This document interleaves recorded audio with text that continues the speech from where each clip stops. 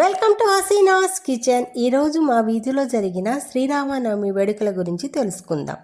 మా పక్కింట్లో ఉండే రమగారి దంపతులు పుణ్య దంపతుల చేతి మీదుగా ఈ వేడుక జరుగుతుంది. బంధుమిత్ర సమేతంగా చాలా మంది, చాలా బాగా జరుగుతుందండి. అందరూ ఇచ్చేశారు. కొడుకు, కోడలు, కూతురు, అల్లుడు, ఇంకా చాలా మంది దంపతులు కూర్చొని ఈ వేడుక జరుగుతుంది.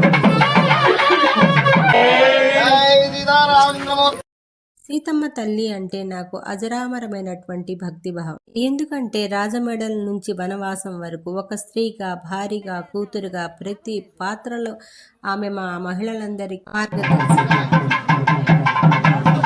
వీధిలో ఏ వేడుక జరిగినా కూడా కులమతాలకు అతీతంగా జరుగుతుంది. శైలజ గారు, ధనలక్ష్మి, మిగిలిన వాళ్ళందరూ నారికేళ తాంబూలాలు దేవునికి అర్పించి వీధిలో అందరూ బాగుండాలి, అందులో మనం ఉండాలని ప్రార్థించారు. కొత్త కోడళ్ళు, కొత్త అల్లులతో కలకల్లాడుతూ ఉందండి ఈ పందిరి. శ్రీరామనవమి సందర్భంగా అందరూ ఎంతో భక్తి శ్రద్ధలతో జరుపుతున్న వేడుక ఇది. మంగళ వాయిద్యాల మధ్య వేద మంత్రాల మధ్య సాగుతున్న కళ్యాణం. బావమర్ది బాండింగ్ చూశారు కదా ఎంత బాగుందో. వేడుకంటే ఇదేనండి, అందరూ కలిసి చేయడమే చాలా పండగగా ఉంటుంది. ఇంకా ఈ పండగకి ఇంకా కళ వచ్చిందనమాట. ఈ కుటుంబానికి దిష్టి తగలకుండా ఉండుగాక.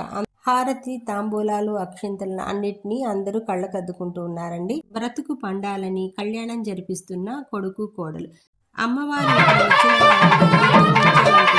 దీర్ఘసుమంగళి భవ అని, కళ్యాణమస్తు, దీర్ఘాయుష్మాన్ భవ అంటే చాలా మంది చాలా కోరికలతో వచ్చుంటారండి. అందరి సంకల్పం ఫలించాలని కూడా దీవించే ఉంటుంది.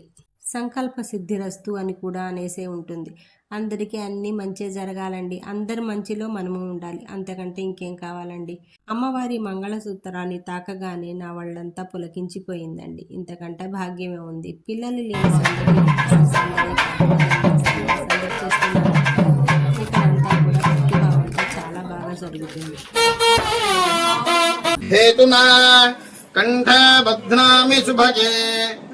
అమ్మవారు ఆ మంగళసూత్రాన్ని చూడగానే సీతమ్మ వారు సిగ్గులో మొగ్గవుతున్నట్లు అనిపించింది. ఆ విగ్రహంలో రామయ్య చిరునవ్వులు చిందిస్తూ కనిపించాడు. Thank you for watching.